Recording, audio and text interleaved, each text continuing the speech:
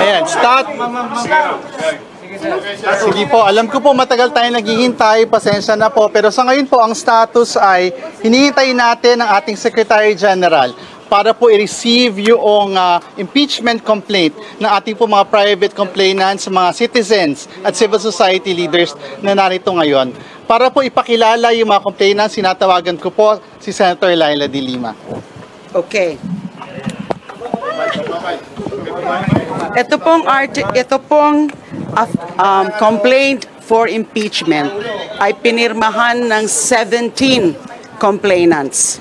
Ang mga galing sa civil society organizations, galing din sa religious sector, galing din sa ibang grupo.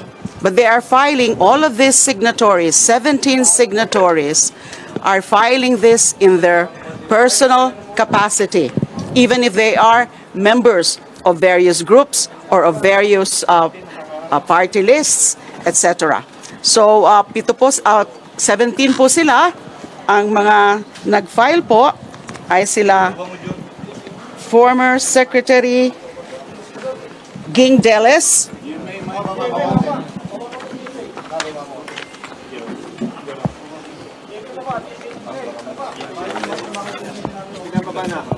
former Secretary Ging Deles, Father Flaviano Villanueva, SVD, Gary Alejano of the Magdalo, and Alice Murphy as the Urban Poor Group,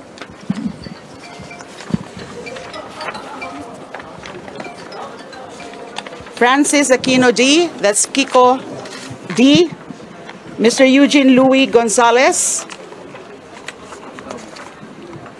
Doc Sylvia Estrada Claudio,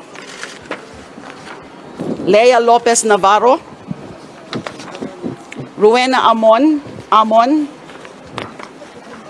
Mr. Randy Francisco de los Santos, that's the uncle of Kian de los Santos, a victim of the EJK, Ms. Filomena Cinco, Mr. Chidoro Teddy Lopez, Sister Susan Santos Esmile, SFIC,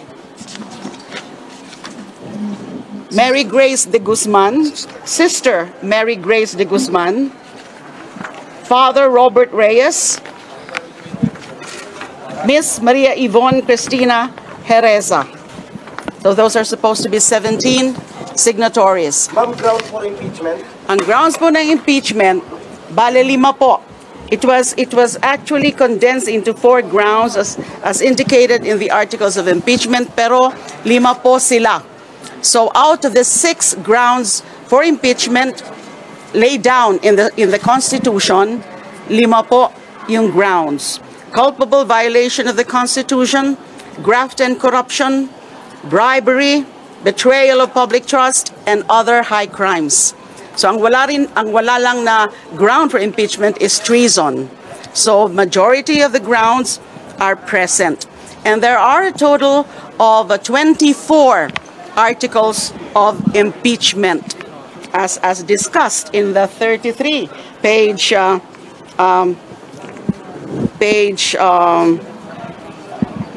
complaint.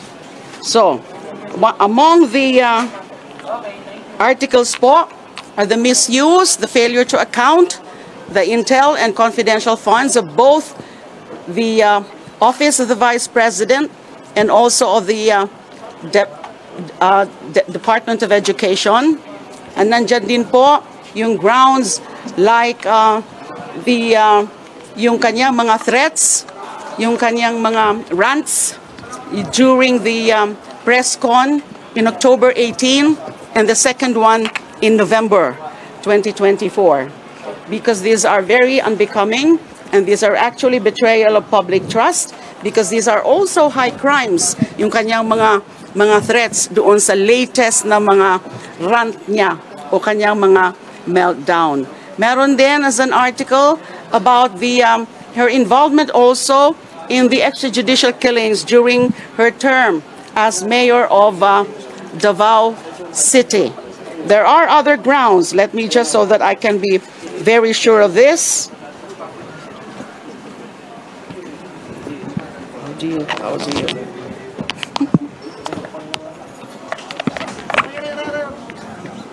I'll just read from the complaint.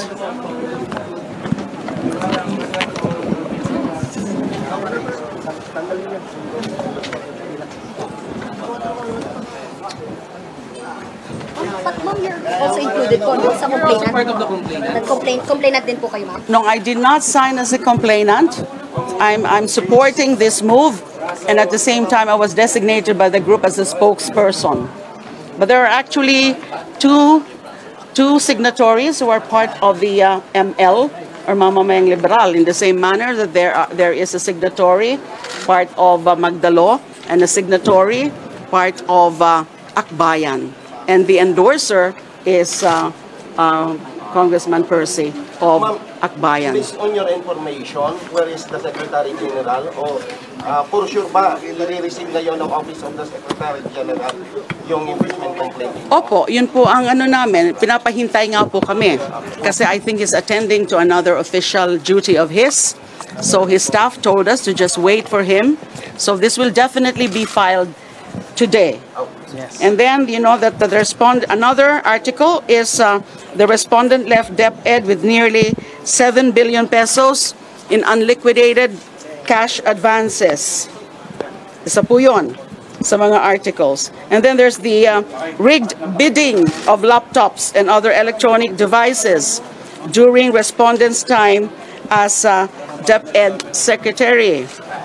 And then they were also, respondent and members of her family, engaged also in bribery and or in the unexplained receipt of hundreds of millions of funds from known drug personalities. And then we also cited, the complainants also cited, as among the articles of impeachment, the respondents' acts of coddling, defending, and otherwise acting as an enabler of Pastor Apollo Kibuloy.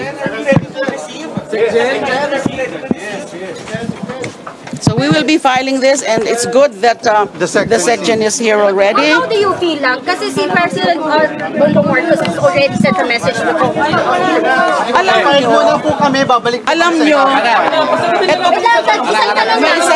Isang tanong lang. Wait lang. How do you feel po na, the President has already spoken and he said to the congressman, the House leaders, na huwag na natin pagkukulan ng pansin ng impeachment? How do you feel po? okay, Paano ito? under the Constitution, a citizen can actually file an impeachment with a member of the House of Representatives as an endorser. And So, sorry, go ahead po. So, hindi namin tinitingnan yung mga ganyan because ayaw nga namin yan na maging, ma-perceive kami as favoring any of the political protagonists now, di ba? Talagang decision po ito ng mga individual na mga nag-file coming from various groups. Ayaw naming kumumpas o sumama sa kung anuman na mga moves nila ng mga nasa gobyerno ngayon, including the president. We cannot be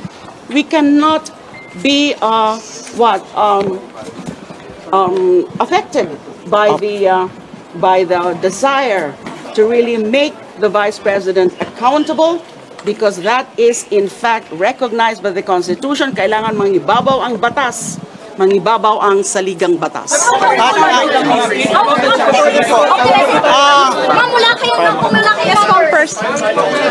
Ang Akbayan po ay mag-endorso nitong impeachment complaint sa kabila po ng mga balita noong nakaraang linggo na may mga sinabi ang Malacanang at ilang political leaders na huwag daw pong ituloy.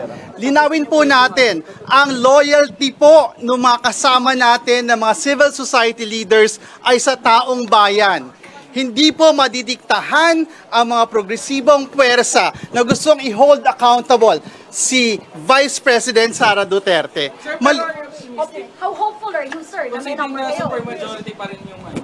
Sa araw na ito, we are here in the House of Representatives bravely supporting the petition of citizens kasi naniniwala tayo na ito ay responsibilidad ng ating pong institusyon.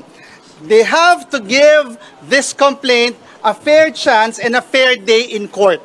Mahalaga po itong impeachment complaint na ito para simulan na yung totoo na step process towards holding the Vice President accountable. Simple lang naman po ang kailangan natin tandaan. Kung hindi ngayon, kailan pa? May oras pa po ba? Magkakampanya na rin, sir. Naniniwala po tayo kapag gusto, may paraan. At yung paraan po na yon ay paraan para panagutin ang mga nang-aabuso sa kapangyarihan at ninanakawan ng taong bayan. Isa lang kayo na nag-endorse.